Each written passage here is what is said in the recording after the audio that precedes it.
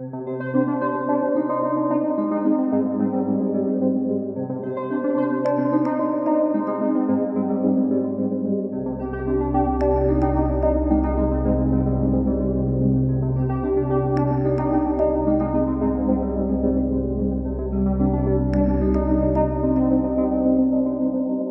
this episode of Scammer Stories, we're going to change things up a bit, have a little bit of fun. Instead of what not to do while online dating, let's talk about what you should do from someone who knows a lot about it. Let me introduce you to Daniel Harrold. He's been on both sides of the difficult to navigate online dating world. Harrold is the divorce dad on social media, and his videos on TikTok are really taking off. Here are just a couple of quick snippets to give you an example of what you can expect. If you're an intentional dater, which means you know exactly what you want, you're looking for an exclusive, committed relationship, and you match with someone who says one of these two things. Number one, well, I'm not sure exactly what I want. I just got on here. Or, if I met someone on a date and there was super chemistry and I fell head over heels, yeah, I'd be interested in a relationship. Both of those people are casual daters. They don't know what they want, and you're wasting your time. And frankly, I'm a big believer that intentional daters and casual daters are like oil and vinegar. They just don't mix. So if you hear those answers, tell them thanks, but no thanks, and move on. He also shares quotes. Here's my favorite. I'll never join one of those dating apps. I prefer to meet someone the old-fashioned way, through alcohol and poor judgment. That's for my friends who prefer to pick from a small pond. Daniel is also the founder of the International Dating Club. We'll have more details about that later. Plus, we're going to hear what some of you like and don't like. So stick with us for a few minutes on the difficult stuff. Tell us a little bit about where you're from and how you got involved in this. Well, I'm originally from Tulsa, so I was born and raised here in Tulsa. And, my experience with dating and ultimately romance scammers really didn't start until after my divorce. I was married for 22 years, and how old was I? Like 46 when I started dating for the very first time outside of dating my ex-wife. And so, I, like most people, jump on the dating apps, and you obviously encounter people that, aren't real. Some of those you kind of can flush out pretty early. And I never really had issues where I kind of went down the path with someone that ultimately was a romance scammer. What happened was I started to be a little bit more visible on social media through some things that I'm doing, and people were using my photos, and they were creating, fake accounts on the dating apps, and then ultimately starting to create fake Instagram and Facebook accounts. And so I kept getting these messages from women in my DMs saying, hey, is this you? Or someone has your photos. And, I guess it's flattering a little bit at the beginning, but, it really started to bother me, particularly when there was some instances where some women, unfortunately, had actually been scammed financially by people that they had built these relationships with over a course of time, and ended up giving money to the scammers. And so that's when I realized, okay, I gotta do something other than just block the accounts. And what were some of those stories that you heard from these women? What did they tell you? Well, they varied. I mean, I think, what I've seen in the dating world, particularly with people that are diving into dating for the very first time after a long marriage, is you kind of don't know what you don't know, and you don't really understand the risks or even kind of how to pick up on something that's a little off. And, the tactics of romance scammers, particularly on dating apps and social media, is to build this relationship with you virtually over the course of time. It could be anywhere from multiple weeks to months to even years, building this relationship. And then ultimately, as you're getting to know each other, they have some crisis where they need money, and that's where the issue comes in, or the problem comes in. Daniel learned quickly the nuances of the scamming world. And so, there'd be some women that would catch it real early, because they had either learned the tricks and the things that you need to do to kind of, look out for that stuff. And there were other women, unfortunately, that had been caught into longer-term relationships. And there was one woman from the Philippines, of all places, that connected with an Instagram account that was all my photos. I think by the time she figured it out, she was in, I think, about a 6-month relationship. So this account was using my photos for 6 months. And she drained all of her life savings. I don't know the context of why what the need was, but she ended up losing all of her money to this person. Once she finally realized it after she had given the money, then she started doing some searching. She found me. Wow.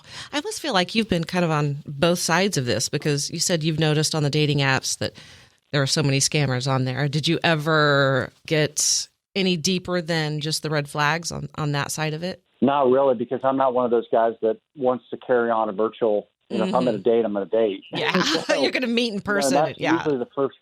Yeah, that's the first catch is, and the advice that I give a lot of my audience now is, when you match with someone, or even if you're having a social media connection and you feel like it's heading romantically, faster than you can get on a phone call and particular video date or actually go on the date, the better.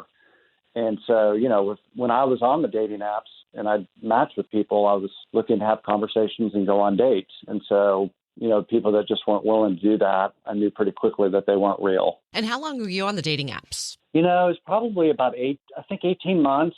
I mean, literally way too early. And then, got into a relationship and then got off. So I was enough to where, I was able to, and I was a serial dater. I'll be the first to admit it. So, I mean, I saw pretty much everything, and it was kind of an expert on how to navigate them. Look, we're all busy these days. After I get home from a demanding job, sometimes I just want to veg. No time for vegging out, though, in the romance scam world. That's why I love Magic Mind. It's just one little shot of natural ingredients, and I get the pick-me-up I need. I can't drink coffee all day and make it through the night, but I can take a shot of Magic Mind after lunch, and that gives me the boost I need for you guys a little later. And I depend on it now. The other day, I got to work without my Magic Mind shot, and I actually turned around and drove home. There are 12 special ingredients, but my favorite is the natural L-theanine. It reduces stress and anxiety. Working in a newsroom by day and a challenging topic, the podcast at night, this is a game changer. And you can get a discount. Go to www.magicmind.co/scammer and enter the code SCAMMER20. You can get it shipped right to you. Obviously, if you look at the stats, it's actually kind of hard to say because, according to what's reported, they don't break it down by male, female, as far as who reports that they've been scammed. But in my experience, the majority of people that kind of voice it are women. However, I think that men, just are too embarrassed to report it or even to speak out and say, I've been victimized. And so it's probably a much larger number than, what we would think that of men getting scammed. But, so there's a lot more, in theory, there's a lot more scammers that purport to be men on the apps and through Instagram than women. But you can pick them out pretty quickly once you get an eye for it. Okay, so you've got some things going on now. You've gotten really involved. Tell us about your TikTok and your Facebook group and some of the things you're involved in, because you've really dove in head first. I first created a divorce community and to support people going through a divorce, and it kind of evolved into creating a dating community, particularly for people that are divorced and then dating, because I just feel like there's a healthier way of doing it, and I feel like a lot of people don't know how to navigate it because they just haven't done it in decades. I think there's this frustration that is occurring amongst people that are really looking for a relationship and that they're not getting good results. And so I don't think of myself as a coach, but more of an advocate trying to help educate people that, hey, there is a safer way and there's a better way to navigate online dating and dating, in your 40s and older.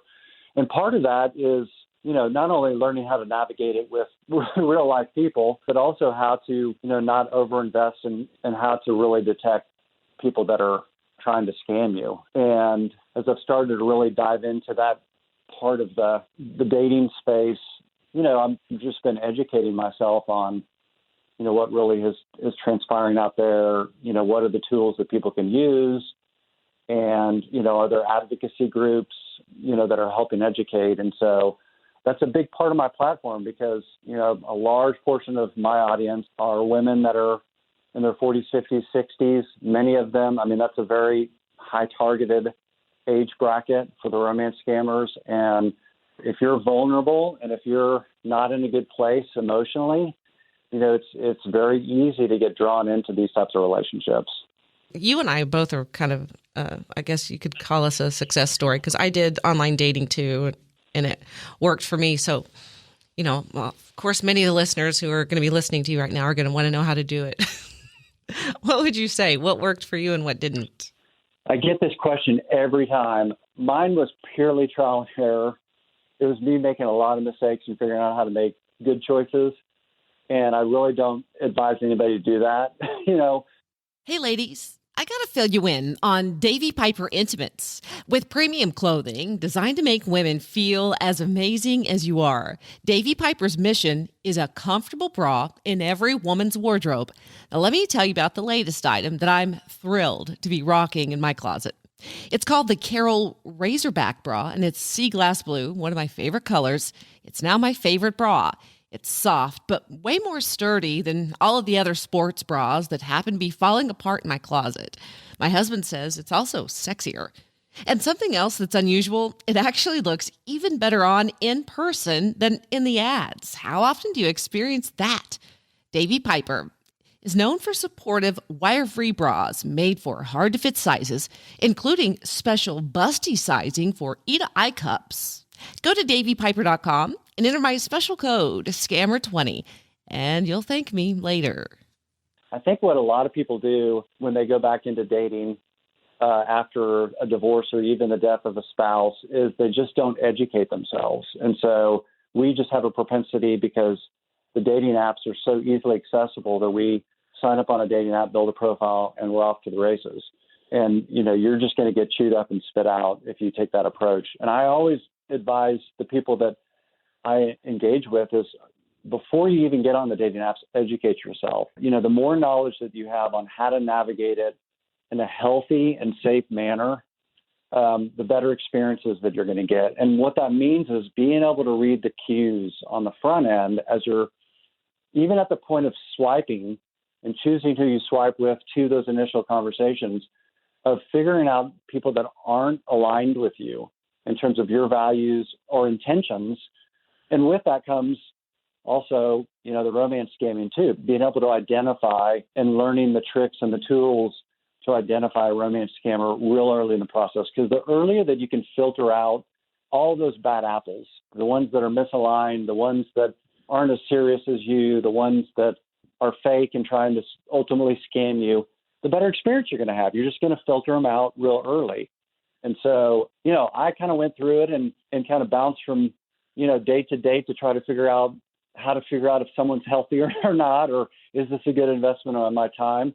I don't advise that to people. You're never going to be able to, bat 100%, but, if you at least develop some of the knowledge and the tools on the front end, then you can greatly enhance your experience real early in the process.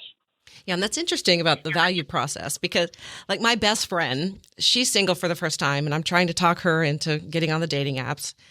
And the pictures, like let's say Tinder, the pictures that she would swipe on for her and the pictures that I would swipe on for her are completely separate. She goes for like younger shirtless guys, and I go for like the guys our age who look like they're professionals. And I'm just like, don't pick those guys. A shirt is good. And a lot of it is where you are, because, look, in most cases when people come out of a trauma like a divorce, they're not ready for a relationship. And, if you've been married for 20, 30, 40 years, you may want to experiment a little and say, well, okay, what about dating a younger woman or an older woman or a younger man or an older man? And I think that that's perfectly fine to have kind of a casual exploratory phase in your dating. Just know what it is. Don't be stupid enough to try to, get into relationships when you're really trying to figure it out, and be upfront and direct with the people that you date, because there's people that are at different stages than you are. And it's not fair for me. Guys do this a lot, where a guy may say, yeah, I am looking for a relationship, but their actions at the end of the day really don't represent that. And women get burned because they have already gotten to that point where they very clearly know what they want. They want a long-term, monogamous, exclusive relationship. And someone purports that they either don't know or, yeah, I think that if I met the right person, I would. And in truth, those are cues that they aren't, because someone that really knows what they want can explicitly say that. And so, to the example that you just described, there's lots of people that, and I think it's perfectly fine to have that exploratory, have fun, meet lots of people type phase. Just know what it is and make sure that if an intentional dater comes along your way that's looking for something more serious, just give them the respect to let them know where you are. And if there's not alignment there, then it's probably not wise to go on a date with them. And I love that you bring up that some people are looking for a relationship. Why is that taboo? Why can't, oh, she's looking for a relationship. All of a sudden, women feel like they can't say that because men will be scared away. I'm like, at our age, what? I don't get it. I feel like, I don't know. There's just a lot of times people feel like they're on the defensive if people are very vocal about this is what I'm looking for. And I'm quite the contrary. I'm like, look, I think it's important to, if you know what you want, then why not, even at the dating profile level, state it. I mean, you don't want to state something that's negative, and you want to spin a positive to it. This is what I'm looking for in the next chapter of my life. And I think that's fair to say that explicitly, whether it's on the at the profile level or when you first have that encounter. And because what you figure out really quickly is whether there's alignment. I mean, if you clearly state and know what you want, and then you ask them, and they can't articulate that, or they're like, oh yeah, I want what you want. I mean, those are clear cues that there's misalignment, and you're probably wasting your time. And so there's a lot of coaching that's out there that says don't be so direct. But look, when you're 45, 55, 65, you're not messing around. If you know what you want, state it, and you will find men and women that you encounter that will be very receptive to you being direct and open and honest, and they're looking for the exact same thing. I like the point that you said earlier, too, about, make it state what you want, but try and put a positive spin on it. Don't be negative, like, I'm not looking for drama. I'm not looking for haters. Just that's not the way to word it. Just be a little bit more creative. I see it all the time, and both from men who say the drama, and then women that say, if you're looking just for sex, swipe left. I mean, they put it in the profile, and I can tell you, if a woman, as an example, let's use that as an example. If you're just looking for hookup, swipe left. If you put that explicitly, because you've put it because you're getting a lot of encounters of men like that, right? But if you put that in there, it's going to do two things. Number one is the intentional dater that's looking for exactly what you are, the man, is going to read that and say, boy, she's not emotionally healed, and this clearly triggers, I'm swiping left. I don't want to deal with that. So you're losing what you want. And the hookup guys, not all cases, but in some, see that as a challenge. And they'll swipe right on you to see if they are able to ultimately do exactly what you don't want them to do. So it actually, any type of negativity in a dating profile, or even in those early conversations of what you don't want, is in most cases going to backfire on you. And it's better to flip it around and say, this is exactly what I want, and cast a vision of what you're looking for, and that's going to be more attractive. So my boss went through a divorce recently, and we did this thing called Tender Party. We just made up that name. I love that idea, because here's the thing. You may think, we all have pictures of ourselves that we're like, oh, we love this. I love this picture. This looks good for me. But it may not look good for someone on a dating app. It may be too far out, or it's a picture of you with sunglasses, or, whatever it might be. And it's good to get an opinion of particularly people of the opposite sex to say, hey, this is you in a great picture. You should definitely have this. So I think that's a great idea. It was funny because that could be like a moneymaker if you think about it. Oh, yeah, you're right. Yeah. I love that idea. His favorite picture is the ones I hate the most. And he was like, I really like this picture. I said, your forehead looks really large in this picture. Please don't use it. But he wouldn't think otherwise. Yeah. I mean, or maybe him fishing, like everybody hates the fishing photos. And I honestly think that guys put them up there because, this was a fun, memorable experience for me. I mean, I really think that's why they put them up there.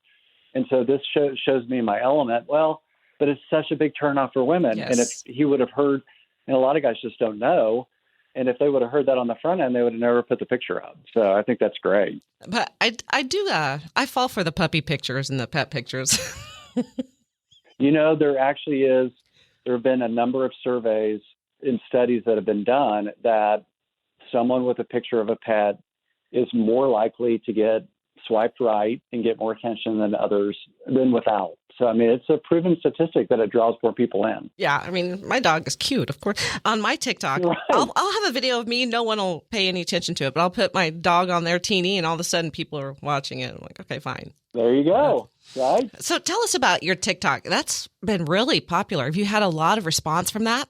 It has. It's funny because I'm like the old guy that was on Instagram kind of building this community and thinking, TikTok is for teenagers. And all of my teenage daughters at the time are on it. And I kind of jumped over there. This was about, it wasn't quite a year ago. This was like back in October.